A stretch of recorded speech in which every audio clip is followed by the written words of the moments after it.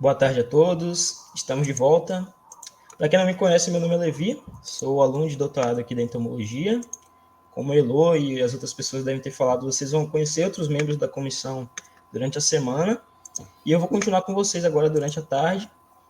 E dando sequência às palestras, nós temos a honra, o prazer de receber aqui o Felipe, nosso querido Felipe, doutor Felipe, que possui bacharelado em Ciências Biológicas pela Faculdade de Pitágoras, mestrado em Zoologia pelo Departamento de Zoologia da UFMG e doutorado em Entomologia pela nossa querida Filô, nosso programa. E atualmente é pós-doc no Instituto de Biociências, Letras e Ciências Exatas da Unesp de São José do Rio Preto. Vai nos dar o prazer agora de ter sua palestra. Pode ficar à vontade, Felipe, e é isso. Agora é todo seu. Valeu, Levi. Tá funcionando, né? Deve estar. Bom, como o Levi disse, eu sou o Felipe, sou ex-aluno de doutorado da Filô, lá de Ribeirão Preto, e agora eu sou pesquisador de pós-doutorado, né, na Unesp de São José do Rio Preto. E vou falar hoje, então, sobre filogenômica e as relações filogenéticas entre os grandes grupos Tixápoda. Bom, apesar de filogenômica estar com um certo destaque aí, a filogenômica ela vai ser mais um referencial mesmo sobre o que a gente tem de mais recente, né, de investigações sobre relações filogenéticas, não só em hexápoda, mas falando de toda a biodiversidade. E a minha fala ela está mais focada em mostrar o que a gente tem mesmo de mais recente, sobre especialmente um aspecto mais histórico, né, para a gente entender como a gente, os passos que a gente teve que dar para chegar, né, ao ponto que a gente se encontra nos conhecimentos, né, sobre as relações filogenéticas em hexápoda. Então, vamos lá. Então, tudo isso de entender, né, as relações filogenéticas, obviamente, começam, né, com o surgimento da sistemática filogenética, que foi primeiro proposta pelo Willy Hennig, né, o nosso querido Hennig, entomólogo alemão, né, dipterólogo, que em 1950 publicou esse livro aqui, de título impronunciável, mas que foi publicado em alemão, né? E se hoje a gente tem poucas pessoas que dominam o alemão, né, em 1950 esse caso era ainda mais grave, né? Poucas pessoas, então, tiveram acesso ao conteúdo desse livro do Hennig, né? E isso mudou um pouco em 66, quando ele lançou isso que alguns interpretam como uma segunda edição do livro, outros como um livro diferente, mas que foi, então, traduzido para o inglês, né? E foi quando as ideias do Hennig ficaram mais conhecidas, né? Disseminadas pelo mundo todo e em pouco tempo virou, né, a nossa forma mais usada de se fazer, né, ou de se investigar, né, as relações de parentesco entre os organismos e a partir daí também propôs classificações, né, para organizar esse conhecimento. Bom, as principais ideias que o Hennig trouxe, né, com o trabalho dele foram essas de, primeiro, diferenciar caracteres ancestrais de caracteres derivados, né, diferenciar plesiomorfias de apomorfias. Né? Então, a gente reconheceria os grupos monofiléticos pelo compartilhamento, então, dessas apomorfias, né, que quando são exclusivas de um certo grupo, a gente chama de sinapomorfias. E, além disso, outra coisa que o Hennig trouxe foi essa ideia de que as classificações, então, só deveriam considerar grupos monofiléticos, ou seja, aqueles grupos, né, agrupamentos quaisquer que sejam, que incluam todos os descendentes de um mesmo ancestral comum. Como nesse exemplo aqui dos dinossauros, né, em que reconhecer dinossauro em uma classificação não faria sentido se nós excluíssemos ali de um grupo abaixo, né, na hierarquia da classificação, as aves. Por quê? Porque para considerar dinossauro um nome válido, né, nós teríamos que incluir nesse grupo todos os seus descendentes, que entre eles estão as aves, né? Então, isso foi uma coisa que foi o Hennig que estabeleceu, e a gente tenta, pelo menos, seguir isso até hoje, apesar de muita teimosia de alguns. Bom, mas esse panorama que o Hennig criou, ele mudou um pouco durante a década de 80, quando os primeiros programas de computador começaram a aparecer para fazer, né, análise filogenética, ou para fazer busca por árvores, né? E isso aconteceu, então, com o surgimento principalmente desses 3 programas aqui. O PALP continua sendo usado até hoje, né? Os outros 2 já foram abandonados, mas foram uma revolução no campo. E principalmente porque com eles, né, foi possível, então, analisar grandes matrizes de dados, né, o que era muito difícil fazer manualmente, né, nos esquemas que o Hennig fazia, né, sendo que ele ainda não tinha essa tecnologia dos computadores e nem essas ideias de como operacionalizar, né, essa busca pelas apomorfias, né, ou pelas sinapomorfias. Então, era tudo ali no olho e observando os organismos e polarizando ali, né, quais eram os estados plesiomórficos, quais eram os estados apomórficos. E aí, né, com a chegada dos computadores e dos programas pensados com algoritmos para resolver esses problemas, né, foi possível, então, automatizar, de certa forma, essa busca pelas árvores que melhor acomodassem, né, essas hipóteses de homologia. E aí, um segundo momento que a gente tem uma mudança, né, importante, é quando começa-se, então, a usar dados moleculares para fazer sistemática filogenética.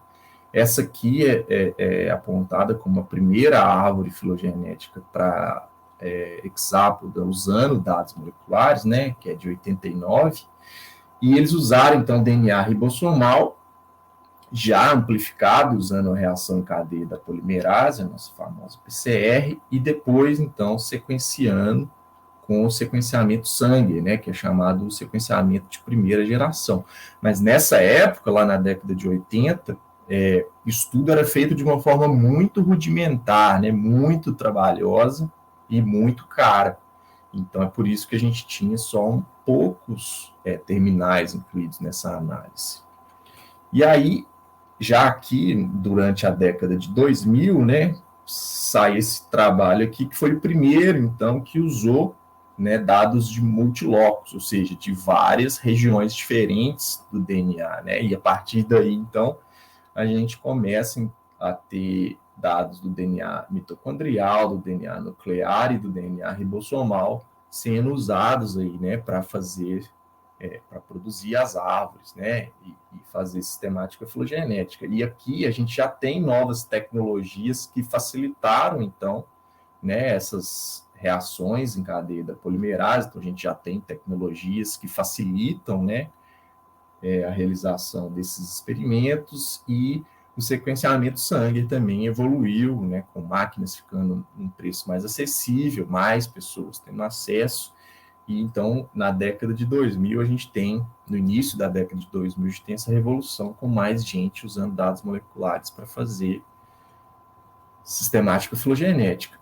E aí é que, depois disso, vem, então, a filogenômica. E aí é bom fazer essa ressalva aqui, é que filogenômica, essa palavra, ela apareceu na bibliografia primeiro em 98, e não nesse sentido que eu vou usar aqui.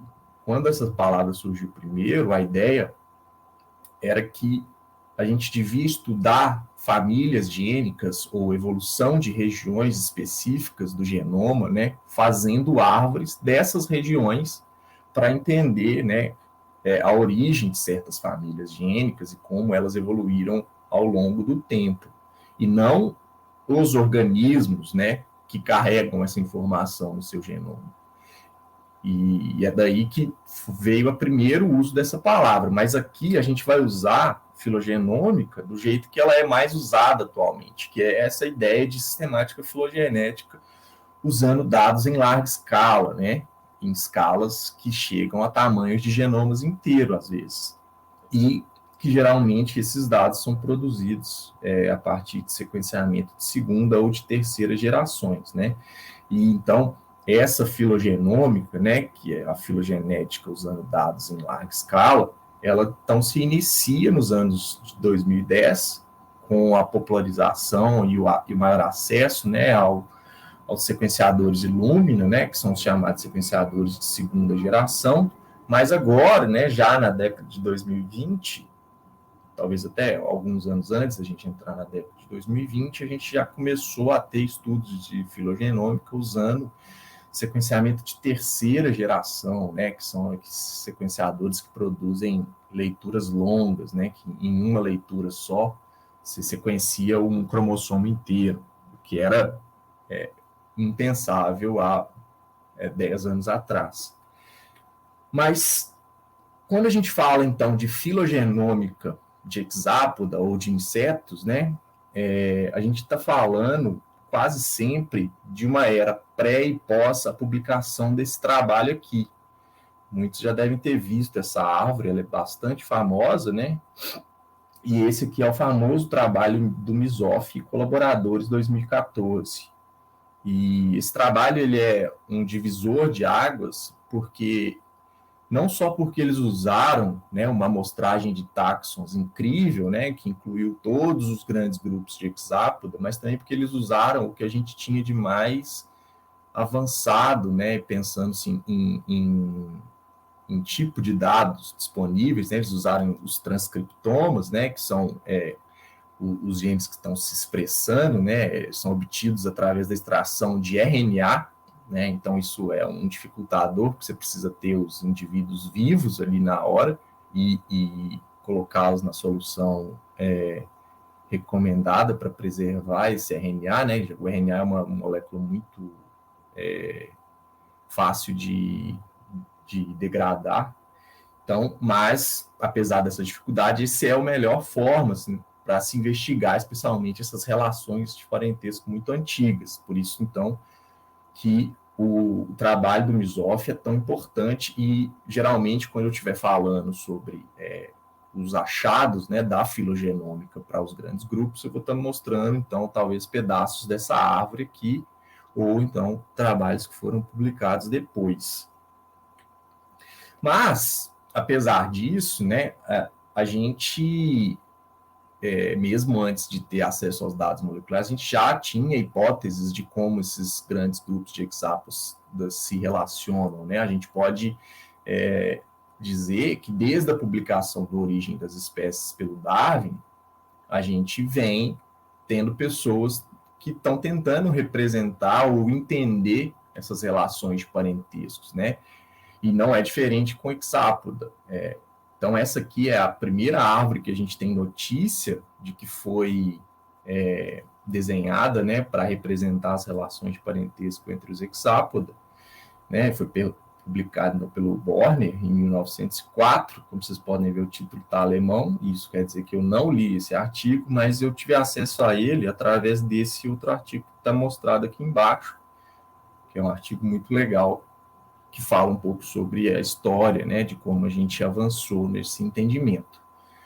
Então, se a gente reparar bem aqui nessa árvore do Borne, ele já reconhece muitas das coisas que a gente reconhece hoje em dia, né? Os entognata estão aqui, os apterigota estão aqui, os paleóptera, os polineóptera, paraneóptera e, finalmente, os holometábula, né? Então, com isso, a gente vê que, apesar das coisas terem evoluído, né, e da gente fazer essas investigações de uma forma mais elaborada, não é por falta de tecnologia que as pessoas não tentavam, então, entender como esses organismos se relacionam ou quais são as relações de parentesco, né, entre esses grupos de insetos ou de hexápodes. Outra árvore muito legal, né, essa já publicada mais recentemente, na década de 60, mas aqui, de novo, né, isso foi antes da publicação da segunda edição do livro do Hennig, então a gente não tinha a sistemática filogenética plenamente estabelecida, mas, de novo, a gente vê aqui, né, os grupos, de certa forma, reconhecidos de uma forma muito parecida com o que a gente tem hoje, né, os holometábulos lá em cima, os paleóptera aqui, entognata. Então, a minha ideia aqui com essas árvores antigas é mostrar que, apesar, né, do avanço da tecnologia, das metodologias, as pessoas sempre tiveram aí investigando isso e elas, de certa forma, tiveram sucesso, né? Então, o que a gente tem feito, e é isso o movimento natural da ciência, né, é sempre aprimorar, né, o que foi feito antes e não descartar, né, algo que tenha sido feito com menos tecnologia, né, e isso é muito importante. Bom, e aí, em 69, o nosso Hennig publica, então, o que seria a primeira hipótese realmente chamada de filogenética, então, para os hexápoda, né, e de novo, se a gente reparar aqui nessas letrinhas pequenas, os grupos estão aí, os entognata, os paleóptera, holometábulo, né, então, quer dizer que o Hennig não trouxe grandes revoluções para o entendimento da filogenia de hexápoda, né? Ele trouxe, na verdade, foi a identificação dessas apomorfias, de quais caracteres eram apomorfias para certos grupos, quais caracteres eram plesiomórficos, né? E esse foi, talvez, a grande importância do Hennig, especificamente pensando em hexápoda, né? E aí, na década de 80, tem mais um trabalho muito importante, né, esse aqui publicado pelo Christensen, que foi publicado na Animal Reviews in Entomology, e aqui o que o Christensen fez foi um sumário, né, de tudo que tinha sido feito, né, desde lá do Darwin até aqui, na década de 80, e então ele discute, mostra aonde a gente ainda tinha dúvida, lugares da aula que a gente tinha mais segurança, né? E para quem nunca ouviu falar do Christensen, ele é um dos grandes morfologistas, né, do século XX de insetos, né? E talvez seja o maior nome, né, que estudou Lepidoptera de todos os tempos. Ele é uma pessoa que produziu muito. E se a gente vê a árvore que ele mostrou nesse trabalho, os grupos estão aí de novo, de certa forma, mas a gente já vê que o Christensen era mais cuidadoso na hora de afirmar sobre quem são os grupos, né? Então a gente vê que esses ramos tracejados aqui, ele diz que ele tem uma certa confiança, mas, né, há outras possibilidades quase tão verossímeis, né? Então ele mostra aqui Paleóptera como parafilético, né? Efemeróptera iodonata, bastante incerteza nas relações internas de holometábulo, né? E Polineóptera, ele nem acreditava muito que eles fossem monofiléticos.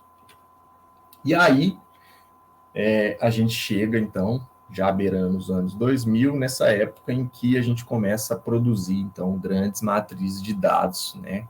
Esse aqui é um artigo importante, Boitel e Gorb, que eles se aproveitaram, então, de um maior acesso a essas tecnologias de microscopia eletrônica e produziram uma matriz, né, de ultraestrutura, principalmente da perna e do exoesqueleto, né, do integumento, e então fizeram, né, a primeira grande árvore, um conjunto de dados grande, né, de dados da morfologia. Então, quase sempre quando eu estiver falando sobre hipóteses, né, baseadas em dados da morfologia, eu vou estar falando, então, do Boitel e Gorb, que foi publicado em 2001. E aí, nessa mesma época, né, no final da década de 90, início dos anos 2000, aparece esse primeiro artigo aqui, que usou, então, dados moleculares em conjunto com dados da morfologia para investigar, então, as relações em holometábulo, né. Esse aqui é um artigo bem famoso, né, bem polêmico. Vou falar um pouco mais dele depois. E aí, agora, já pulando para 2009, a gente tem, então, esse artigo aqui que usou, então, vários genes do DNA nuclear para fazer a primeira grande, né, hipótese molecular para os holometábola, e eles também fizeram, né, essas estimativas de há quanto tempo cada grupo está evoluindo independentemente, e essa aqui é uma árvore que revolucionou, né, e a gente e mudou muito pouca coisa desde que ela foi publicada em 2009. Então, vamos falar um pouco mais sobre, né, o que interessa, que são os bichos, né? Então, hexápoda, né, como eu espero que seja uma coisa que todo mundo saiba, são, então, os artrópodes terrestres com 6 pernas, né? Mas quem são, então, esses grupos incluídos em hexápoda, né? Vamos detalhar um pouco melhor, então, esses grandes grupos e quem são, principalmente, as ordens, né? Eu vou focar nas ordens, que são grupos que têm uma identidade melhor, a gente consegue, então, saber quem é quem, falando das ordens. Então, o primeiro grupo, né, que se diferencia, né, a primeira linhagem a se diferenciar em hexápoda, são os que a gente chama de entognata, né, e eu coloquei aqui essa interrogação exatamente para destacar que entognata, a gente não tem segurança para dizer que é um grupo monofilético. Muito pelo contrário, né, a maior parte da evidência hoje sugere que eles não sejam monofiléticos. Nós vamos falar mais disso adiante. Então, entognata é um grupo originalmente composto, então, pelos colembos, protura e diplura. São 3 grupos de organismos muito associados ao solo, né, ambiente de foliço. Então, eles, em geral, têm redução de óleos, redução de órgãos, né, redução de pigmentação, e algumas pessoas discutem que talvez, né, eles tenham sido agrupados como um grupo monofilético pela, né, presença dessas estruturas reduzidas, que provavelmente não sejam todas homólogas, né? Então, por isso que e é uma relação muito antiga, né? Esses bichos se separaram há algumas centenas de milhões de anos, então essas relações antigas são difíceis de reconstruir. E, de novo, a gente vê que ao longo do tempo eles foram reconhecidos, né? Quase sempre pelas pessoas interessadas, né, nas relações. Então, a gente vê aqui no Borner que entognata está aqui como, né, não existia o termo monofilético na época, mas ele sugere que eles compartilhavam um ancestral comum em algum momento do tempo, né? O Hennig reconhecia eles de uma forma bem segura como um grupo monofilético, né? O Christensen, apesar de toda a incerteza que ele põe em outras regiões da árvore, em entognata ele tinha bastante segurança, né? Tanto que não tem nada de pontilhado aqui, né? Tem umas reduções de nomes aqui, mas é colêmbula, protura e diplura. A gente vê bem monofiléticos, segundo o Christensen. E aí, lá no final da década de 80, né, mais precisamente 86, a Kukalova Peck, né, que talvez seja um dos maiores nomes, né, da paleontologia na entomologia, né, ela descreveu um fóssil de diplura do Carbonífero, ou seja, um fóssil bem antigo, e então, a partir das características, né, e dos caracteres que ela enxergou nesse fóssil, ela teve essa ideia de que talvez diplura fosse mais proximamente relacionada, então, aos ectognata, né, aos insetos de verdade, do que a protura e colêmbula. Então, ela lá, em 86, propôs essa árvore aqui, né, para organizar a diversidade, com colêmbula e protura como irmão de diplura e os ectognata. Mas isso não é uma coisa que atrai muita atenção, porque os entognata, né, não são, eles não têm tanta importância econômica, nós não temos muitos grupos de pesquisa, né, pelo mundo estudando eles, então quase nunca eles foram alvos mesmo de estudos tentando resolver essas relações entre eles. Mas, geralmente, como eles são o grupo irmão dos insetos verdadeiros, as pessoas sempre incluem eles nas análises. E se a gente olhar aqui, o Boyle e Gorb recuperaram, então, uma árvore parecida com aquela da Cucalova pec, com Protura e Colembro, irmão de Dipura, mais os demais insetos. E o Mizoff e colaboradores também recuperaram esse resultado, né, usando já os dados filogenômicos de transcriptomas. Então, a gente tem aqui Protura, Colêmbola, irmãos, então, aqui de Diplura e os Ectognata, né, ou seja, as evidências estão apontando para a entognata não monofilético, né? Sendo que Diplura provavelmente é mais aparentado dos Ectognata. Porém, uma coisa que é discutida pelos autores, né, daqui do Mizoff e colaboradores, é que o suporte é muito baixo, né, e há bastante sinal ou ruído aí nesses dados sempre que se investiga isso. Então, ninguém bate o martelo ainda. Ou seja, aqui é um ponto, primeiro, em que a gente tem bastante incerteza, né, sobre quais são as relações de parentesco, né? Logo aqui no início a gente já vê que o buraco é mais embaixo.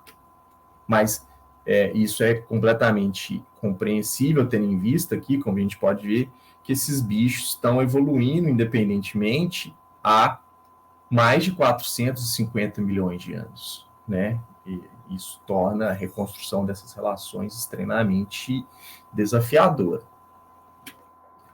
Bom, agora vamos falar então dos insetos de verdade, os Ectognata, né? Ou seja, entognata, né, significa boca para dentro, quer dizer então que tem dobras de integumento que recobrem as peças bucais nos entognata. E agora em ectognata, né, são os grupos que têm as peças bucais expostas, né, sem serem recobertas por dobra de integumento.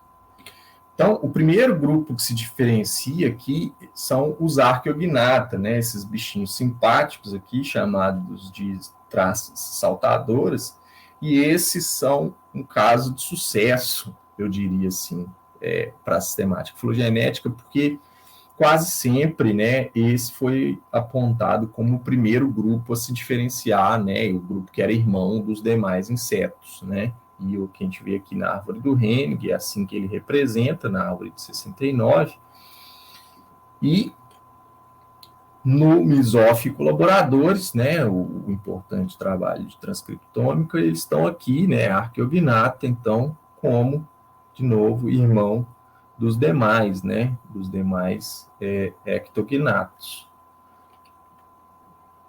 O próximo grupo, então, que se diferencia, então, são os zigentoma, né, esses que são essas traças que a gente tem muito em casa aí, e em inglês, né, são chamados de silverfish, e os zigentoma também sempre foram reconhecidos como grupo irmão dos pterigota, dos insetos com asa, e o Hennig também reconhecia isso, mas isso já era um consenso mesmo antes do Hennig, mas o Hennig trouxe uma coisa muito legal aqui, que foi, né, ele encontrou uma ótima sinapomorfia para esse clado, né, de zigentoma mais os paleópteros, mais os pterigota, que é a existência de 2 pontos de articulação entre a mandíbula e a cabeça, né, e é daí que vem o nome zigentoma mais pterigota, são os de condilha, ou seja, eles têm 2 côndilos, né, na mandíbula que fazem articulação com a cabeça.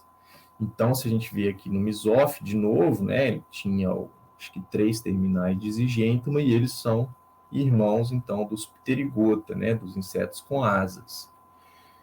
Então, agora vamos para os pterigotas, como o nome já diz, pteros de asa, né, então são os insetos com asas. Originalmente são 2 grandes clados, os Paleoptera, que são os 2 grupos que não conseguem, os viventes, né? Os 2 grupos viventes que não conseguem dobrar a asa sobre o corpo, né? Então eles dobram a asa para cima, e os Neoptera, que conseguem então dobrar a asa sobre o corpo. Os Paleópteros são um grupo relativamente bem conhecido, né? São os efemerópteros ou as efêmeras, e os odonatos, né, as libélulas, as donzelinhas, né, essas mais fininhas são as donzelinhas, e eles também são muito bem conhecidos por serem importantes elementos da fauna de macroinvertebrados bentônicos, né, as larvas tanto de Ephemeroptera quanto de Odonata são bem frequentes, né, nessa fauna bentônica. Mas os Paleóptera talvez sejam o exemplo de grupo mais desafiador para a gente reconstruir as relações filogenéticas. Eles talvez tenham sido o clado mais investigado, né, para tentar se resolver, e nunca se chegou a um resultado definitivo. Como a gente pode ver aqui, as três possibilidades de relacionamento entre Odonata, Ephemeroptera e os Neoptera são quase que igualmente recuperadas nos estudos filogenéticos, né? Então, aqui, Neoptera mais Ephemeroptera como grupos irmãos e Odonata como irmão dos dois, então geralmente é chamado de quiastomiária. Quando Neoptera e Odonata, né, são considerados grupos irmãos, que é a hipótese preferida dos morfologistas, então é metapterigota que se chama, né, quando o Ephemeroptera é irmão do resto, e Paleóptera, né, que é a forma como a gente está tratando aqui, que põe o Ephemeroptera e o Odonata como grupos irmãos e os dois como irmão de Neoptera. Então, historicamente, a incerteza sempre teve presente aí, apesar de a gente ver que o Borne já considerava os dois como grupos irmãos, né? A gente vê aqui, ele desenhou a possibilidade de um ancestral comum aqui. O Hennig também considerava o Paleóptera monofilético, né? Ele representa aqui, inclusive, a densidade de fósseis que a gente tem de possíveis grupos extintos que eram aparentados, né? A Ephemeroptera e Odonata.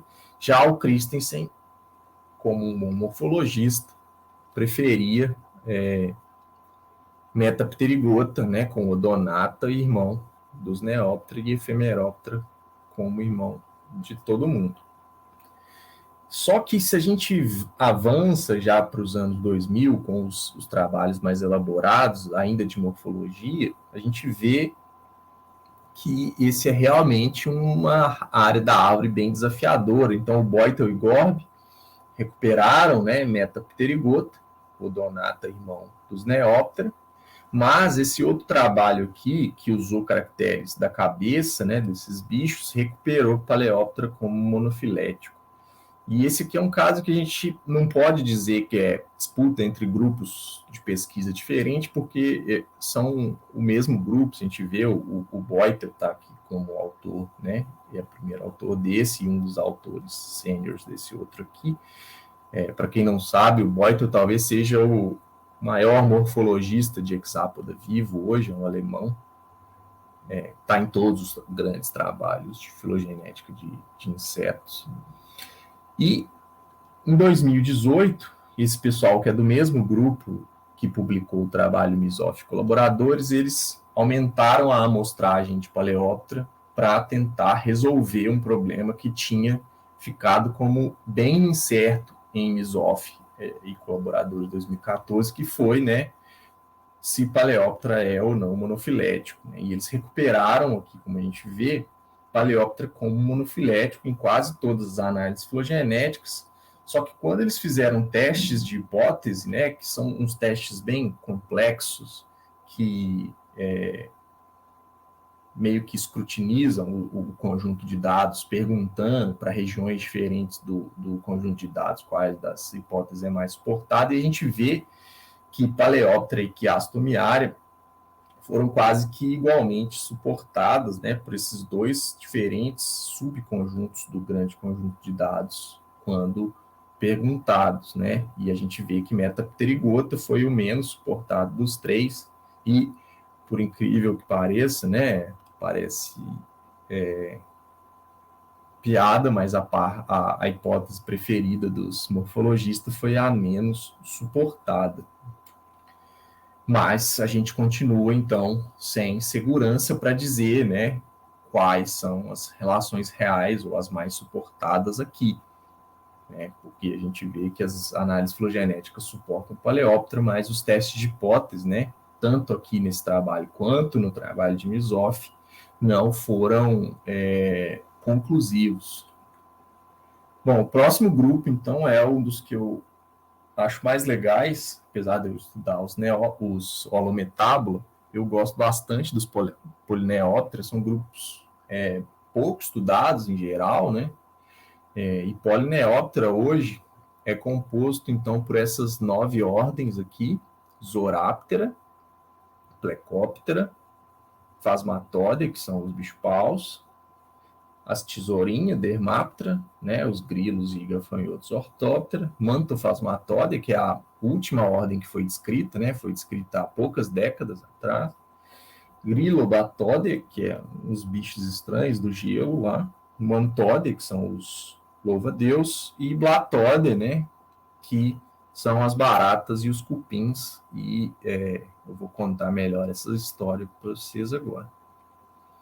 Bom, Polineóptera é um grupo difícil, muito antigo, né, com uma diversidade de formas relativamente grande, mas, de certa forma, sempre foi mais ou menos reconhecido ali, né? O Born reconhecia quase todas as ordens aqui, como compartilhando, né, um ancestral comum.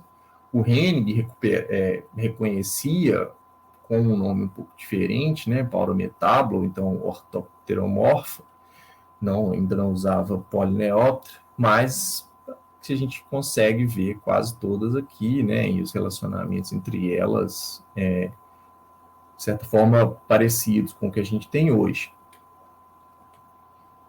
Já o Christensen tinha bastante incerteza sobre esse pedaço da árvore, né? A gente vê aqui, ele nem se arrisca a dizer que eles são monofiléticos, né? Então, com o avanço, né, tanto da descrição de novos grupos, quanto do entendimento da morfologia de áreas menos exploradas anteriormente, aumentou-se, então, a incerteza, né, sobre o reconhecimento desse grupo.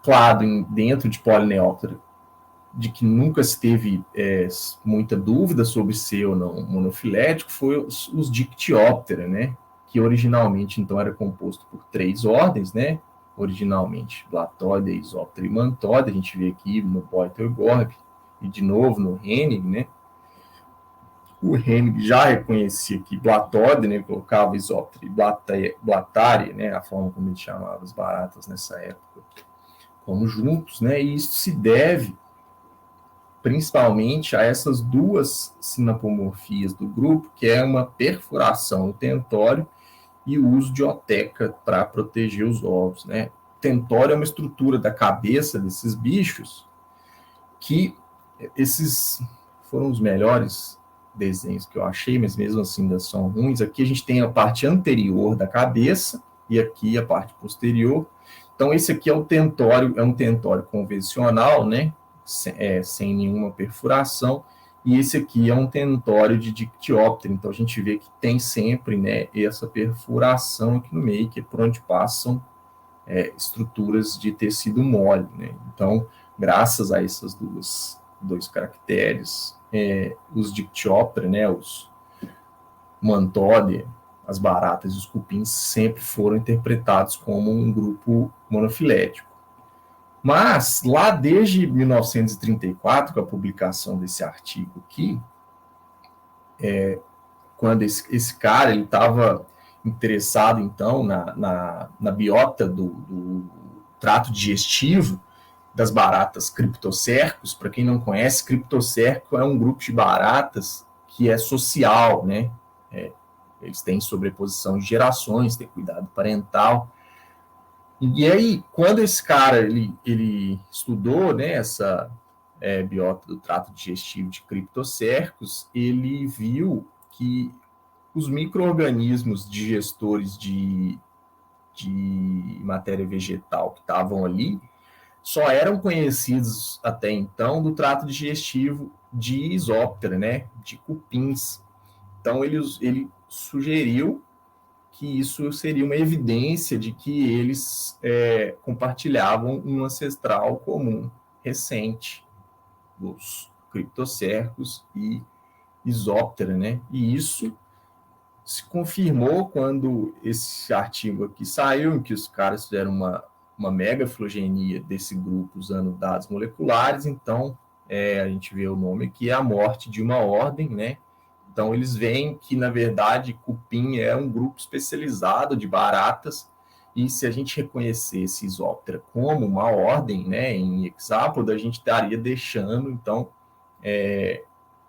Blattode parafilético, né? Então, eles rebaixaram Isóptera para um nível abaixo de ordem, e a ordem agora é Blattode, incluindo, então, todas as baratas e os cupins, tá? Então, menos uma ordem para conta, o que se confirmou lá em 2007. Isso ficou bem falado na comunidade não científica há poucos anos atrás, mas a gente já tem, né, essas evidências em discussão desde lá dos anos 30, né, e com quase certeza, né, dos cupins como parte como um grupo de baratas, então, desde 2007.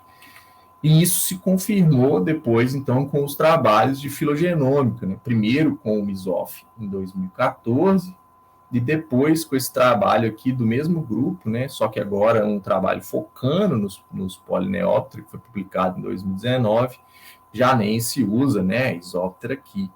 Então, finalmente, a gente tem aqui a lista final de ordens incluídas em Polineóptera, né? Zoráptera, Dermatra, Plecóptera, Ortóptera, Mantophasmatódea, Griloblatódea, Embióptera, Phasmatódea, Mantódea e Blatódea. Bom, encerrando então os nossos queridos Polineóptera, vamos então para os Paraneóptera, né, ou os insetos hemipteroides, né, que tem como o seu grupo mais famoso, então, os hemípteros, né, mas, como a gente acabou de ver nos Polineóptera, Zoráptera não é um hemipteroide. Então, o nome mais adequado para usar aqui é Acercária, né, que é um nome que já vinha sendo usado há muito tempo para se referir aos Polineóptera menos Zoráptera. Só que Zoráptera sempre foi um grupo de posição muito duvidosa, né? Então, hoje a gente sabe que Zoráptera, então, é mais proximamente relacionado aos antigos Polineóptera. Antigos não, aos Polineóptera, né? Então, esse grupo aqui dos insetos hemipteroides, agora a gente chama então de Acercária, tá? Originalmente são essas 4 ordens: Hemiptera, Psocóptera, Ptyhaptera, que são os piolhos, e Tisanóptera, né, os trips. Bom, de novo, a gente tem um grupo que já era reconhecido pelo Borner. A gente vê aqui os Hemiptera, os Tisanóptera, né, e aqui os Psocódia, ainda com uma conformação um pouco diferente do que veio a acontecer depois, né? A gente não tem esses grupos aqui mais reconhecidos como monofiléticos.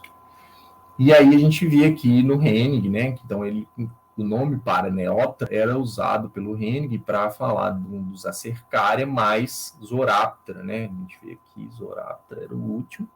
E se a gente excluísse Zoráptera, o nome era Acercária. Então é por isso que hoje o mais usual para se referir a esse grupo é Acercária.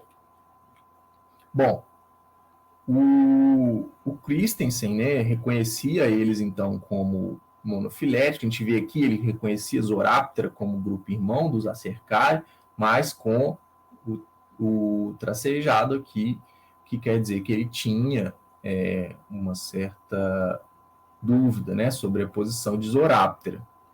E nessa época as pessoas já usavam então Psocódia para se referir a esse grupo Psocóptera mais Ptyhaptera, né? Ptyhaptera os piolhos, Psocóptera alguns chamam de piolho de livro, né? Tem alguns nomes populares dependendo dos subgrupos de Psocóptera. E aqui, Boytel e Gorb, de novo, né, recuperam os hemipteroides aqui de novo, só que com umas relações um pouco diferentes, né? Eles não foram muito felizes nesse pedaço da árvore. E com o trabalho do Mizoff, as hipóteses filogenéticas, né, que eles apresentaram, mostraram, então, que a cercária não seria monofilético, porque Psocódia, né, seria mais proximamente aparentado, então, ao Zolometábola do que a Hemiptera e Tisanoptera. E isso foi também recuperado por esse outro trabalho que, de novo, igual aquele que eu mostrei de Polineoptera, é um trabalho do mesmo grupo, usando os mesmos transcriptomas, mas agora focando em acercária, nos insetos hemipteroides, e eles recuperaram o mesmo resultado, né? Os Ptyraptera mais proximamente relacionados. Ptyraptera não, os Psocódia mais proximamente relacionados à Holometábola do que a Hemiptera e Tisanoptera. Mas, em ambos os trabalhos, quando eles fizeram aqueles mesmos testes de hipótese que eu mostrei lá com os Paleóptera, ele suportou a cercária como monofilético, né? Ele voltou o Psocódia para próximo de Tisanoptera e Hemiptera. E é por isso, então, que essa é uma área que ainda está em discussão, né? Ainda não se tem segurança para dizer se a cercária é ou não monofilético, né? Mas eles estão próximos do holometábulo. E aí,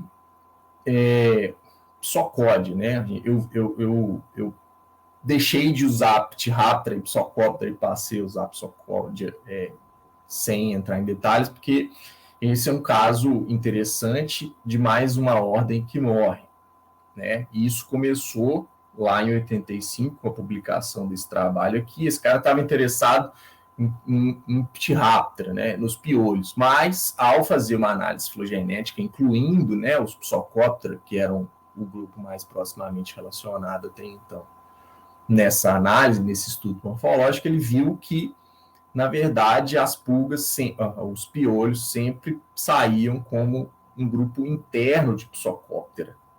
Então, se nós continuássemos reconhecendo Ptyraptera como uma ordem, a gente deixaria Psocóptera parafilético. Então, eles sugeriu já nessa época que a gente devia usar Psocódia, né? Que seria um grupo que incluía os antigos Psocóptera mais Ptyraptera, os piolhos, né? E isso se confirmou nos dois trabalhos, tanto no Mizoff quanto nesse trabalho do Johnson e colaboradores, né? O Johnson é um especialista nesse grupo, nos Psocódia, e a gente vê aqui Ptyraptera, então, é um grupo interno de Psocódia, né? Então, essas aqui são as antigas famílias de Psocóptera e Ptyraptera, está lá no meio. E aí, esse ano passado, o próprio grupo do Johnson, né, publicou esse trabalho aqui, aumentando ainda mais a amostragem, né, tanto de Ptyraptera quanto dos antigos Psocóptera, confirmou esses resultados e eles propuseram uma nova classificação que tem Psocódia como a ordem, né, e Ptyraptera como uma infraordem, né, sendo que Psocóptera foi abandonado porque era um grupo polifilético aqui, né, se a gente mantivesse ele sendo reconhecido. Então, mais uma ordem que morreu. Ptyraptera não é mais uma ordem, a ordem é Psocóptera e ela inclui, então, os antigos Psocópteras todos e os piolhos, né, os Ptyraptera.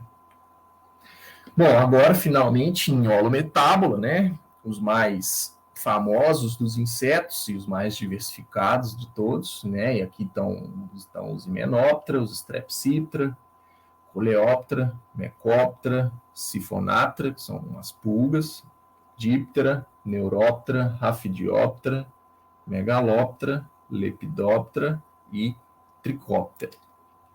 Bom, os holometábola são o grupo de maior sucesso, né? Se a gente pensar em número de espécies, eles representam, então, mais de 80% da diversidade de hexápoda, né? E principalmente essas que são consideradas as ordens megadiversas, né? Lepidóptera, Diptera, Hymenoptera e Coleóptera. Mas hoje a gente sabe que esses números aqui, eles têm um certo viés, né? Porque os coleópteras são mais chamativos, são de tamanho corporal um pouco maior. Então, o que dizem é que se a gente considerar os microdíptera e os microhimenóptera, talvez essas duas ordens abriguem, né, um número maior de espécies do que coleóptero. Mas isso é assunto, não é do nosso interesse agora. Holometábula talvez seja o grupo mais facilmente diferenciado dos demais hexápoda, né? Eles têm uma sinapomorfia muito fácil de ser identificada, que é a presença da metamorfose completa, né? A gente tem imaturos e adultos, então, em nicho, explorando nichos diferentes. Isso talvez seja o grande motivo do sucesso evolutivo dos holometábula, né? E o Borner já reconhecia eles lá em 1904. O Hennig também reconhecia eles, né, no seu trabalho de 69, sem muita dúvida. O Christensen, se a gente vê aqui, o ramo que leva para a holometábula não está pontilhado, ou seja, aqui é uma das poucos pedaços da árvore que ele tinha segurança, né, mas se a gente olha aqui nas relações internas, é tudo bem certo. Acho que o único que ele não tem dúvida, né, é o parentesco de Trichoptera e Lepidoptera, né?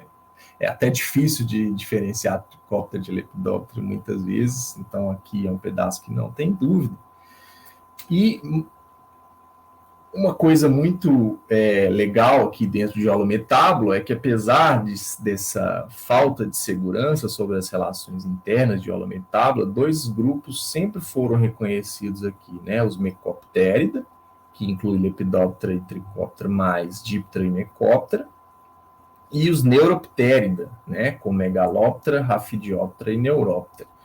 E essas quatro aqui com uma posição difícil, né, de se achar usando morfologia. Então, Coleóptera, Strepsiptera, Hymenoptera e Siphonaptera sempre ficaram ali nessa zona cinzenta, mas a gente vê aqui que o Hennig já mostrava que, provavelmente Strepsiptera aparentava Coleóptera.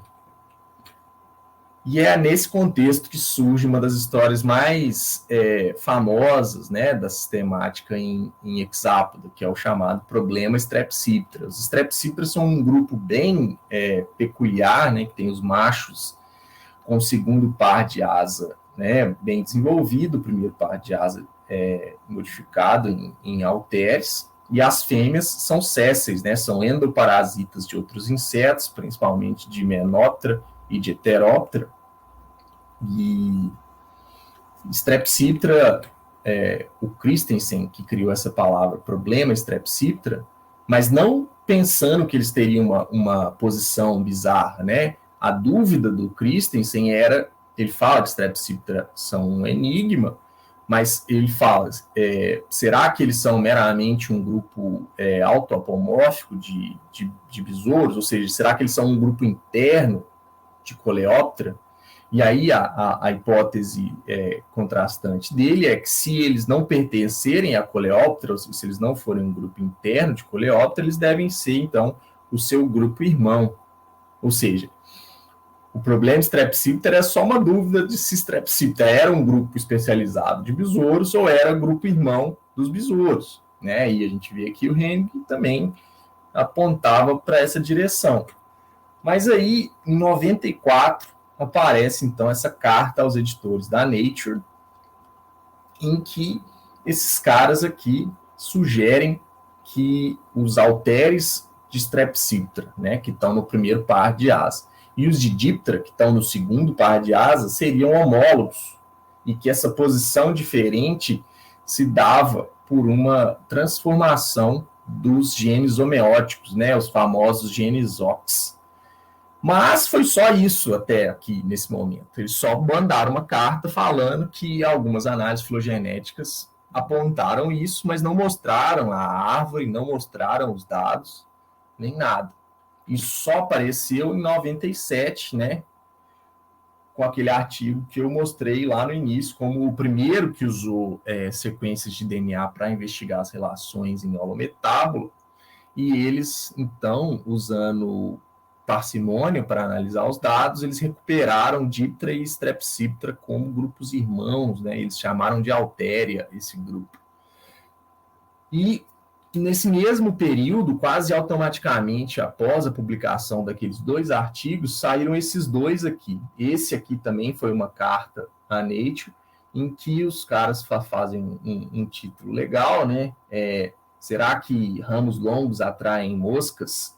E o que eles dizem? Que esse resultado que os caras mostraram lá atrás, de Diptera próximo a Strepsiptera, era provavelmente um caso de atração de ramos longos. E eles mostram aqui que tanto Diptera quanto Strepsiptera são os ramos mais longos, né, em holometábula. Então, provavelmente, esse resultado era um artefato de atração de ramos longos. E aí, lá em 97, o Hulsenbeck usou, então, modelos de evolução molecular e em análise de máxima verossimilhança para mostrar que, analisando os dados dessa forma, Strepsiptera e os Coleoptera eram recuperados como grupos irmãos. E se você analisava os dados com parcimônia, você recuperava que Strepsiptera, grupo irmão dos Diptera.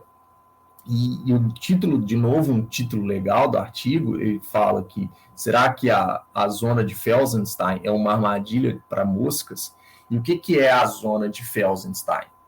É o nome que deram para uma discussão que o Felsenstein fez lá na década de 70, quando ele estava discutindo, né, a sistemática usando modelos de evolução molecular e usando critério de máxima verossimilhança, que se você tivesse ramos longos, ou seja, grupos muito autapomórficos, proximamente relacionados, né, mas que os internós entre eles fossem ramos curtos, provavelmente, se você não tivesse bons modelos, esses ramos iam se atrair, né, porque eles iam acumular mudanças que não eram homólogas, né, e é isso que é a ideia, então, de atração de ramos longos, que é a homoplasia em dados de sequências de DNA. Então, aqui a imagem tenta ilustrar isso. A árvore real seria essa aqui, com A e D, com muitas mudanças, né, ao longo do tempo, o que faria deles ramos longos, né? E na hora de reconstruir as relações filogenéticas entre esses grupos, se a gente não usasse bons modelos de evolução molecular, A e D, então, seriam recuperados como proximamente relacionados de uma forma errada, né? Já que a árvore certa é A e D como próximos e C e D como próximos. Uma história legal, né? E que só foi se resolver de uma forma considerada definitiva, né, lá em 2009, com aquele artigo que eu já tinha mostrado, que usou o melhor conjunto de dados publicados até então, né, dados moleculares, e eles recuperaram, então, aqui os Coleoptera e os Strepsiptera juntos, e Diptera aqui, né, com os demais Mecoptérida, né, e aí se encerrou essa discussão, que é mais do que uma discussão sobre a posição de Strepsiptera, era uma discussão sobre escolas, né, da sistemática filogenética. De um lado estavam os cladistas, aqueles caras que insistiam, né, ou insistem até hoje a usar a parcimônia para reconstruir as relações filogenéticas, e do outro lado, né, as pessoas que achavam que nós devíamos usar os métodos chamados métodos probabilísticos, né, que empregam modelos de evolução para não usar os dados brutos, diretos, né, sem considerar mudanças complexas ao longo do tempo. E eu acho que, no final das contas, né, os defensores dos métodos probabilísticos levaram a melhor, pelo menos nessa briga do problema Strepsiptera. E se a gente olhar os resultados de Mizoff e colaboradores para o holometábulo, lá estão os Neuroptérida, né, com Rhaphidioptera, Megaloptera e Neuroptera, Coleoptera mais Strepsiptera como irmão deles, e os Mecoptérida aqui, bonitinhos, né, Tricóptera e Lepidóptera, Siphonaptera e Mecóptera, irmão de Diptera. E, para terminar, mais uma ordem morreu ano passado, né, quando confirmou-se, então, que Siphonaptera, as pulgas, são, na verdade, um grupo especializado de Mecoptera, como o título do artigo diz. As moscas são scorpion flies parasitas, né? São Mecopteras parasitas, né? Eles usaram também, de novo, os transcriptomas, né? Que são o melhor tipo de dados para essas relações muito antigas. Quando a gente está falando de relações entre ordens, é para lá de 100 milhões de anos. Então, para fechar, a gente pode dizer que Hexápoda, então, tem 30 ordens, né? Diferente de aquele número um pouco maior que a gente tinha antigamente, né? Essa aqui, então, é a árvore, né, com o sumário do que a gente sabe hoje, né? A árvore que eu usei como guia para a apresentação, e essa árvore foi publicada nesse artigo aqui, que saiu no segundo semestre do ano passado, né? Que discute não só essas relações, mas também a origem de toda essa dúvida que a gente tem, né? Quais são os fenômenos que influenciam nessa dificuldade para recuperar as relações filogenéticas em Hexápoda. Também eles propõem quais seriam as melhores estratégias, né, para a gente resolver esses problemas. E um outro artigo muito útil para quando eu preparei essa apresentação é esse outro aqui, Tcher e colaboradores, então, que fala mais ainda sobre esse aspecto histórico, né, de como a gente avançou ao longo do tempo no entendimento das relações filogenéticas em Hexápoda. Bom, é isso. Muito obrigado, pessoal, pela atenção e espero que vocês tenham gostado. Oi, Felipe. Muito obrigado e parabéns pela palestra. Foi sensacional. Infelizmente não temos mais tempo, já estourou. Claro que é um tema que demanda mais tempo realmente, muito interessante, mas ainda dá para fazer uma perguntinha. Eu tenho aqui uma pergunta da Paula, a universidade ela não especificou, mas ela pergunta: olá, Felipe, você acredita que os grandes grupos dos insetos já têm suas relações definidas e com poucas chances de mudar atualmente? Os grandes, no caso. Bom, não tem, né? Como eu mostrei e como a gente vê nessa árvore aqui, a gente tem ainda áreas de bastante incerteza, né? Como a gente vê aqui, a gente não sabe ainda do Zentognatha, né? A posição de Psocódia ainda é bem incerta, mas eu acho que a gente está chegando bem perto de ter uma árvore, então, de Hexápoda resolvida, né? Pelo menos falando dos limites e das relações entre esses grandes grupos. E eu acho que a gente vai demorar um pouco ainda a chegar nessa árvore final, porque é difícil, principalmente aqui, né? Os Paleóptera e os Zentognatha parecem um desafio bem grande, e vai ser divertido ver como isso aí vai avançar nos próximos anos. Muito trabalho para todos. Então, Felipe, muito obrigado pela palestra. Queria te agradecer em nome da comissão como um todo. Foi um prazer te ouvir falar. Espero que essa parceria continue com o curso, né? Mais palestras nos próximos anos. E é isso. Muito obrigado. Valeu, Levi. Obrigado. Agora um aviso para o pessoal. Então, nós vamos retornar às 4h30 com a última palestra do Diego Sasso e dando encerramento ao dia. Tá bom, pessoal? Um aviso rápido. Peço que vocês prestem atenção que tem gente que está assinando a chamada na lista de perguntas. Então, pode gerar uma confusão grande a pessoa ficar sem ter assinado. Então, peço que vocês se atentem a isso, tá? Então, nós voltamos às 4h30. Tchau, tchau.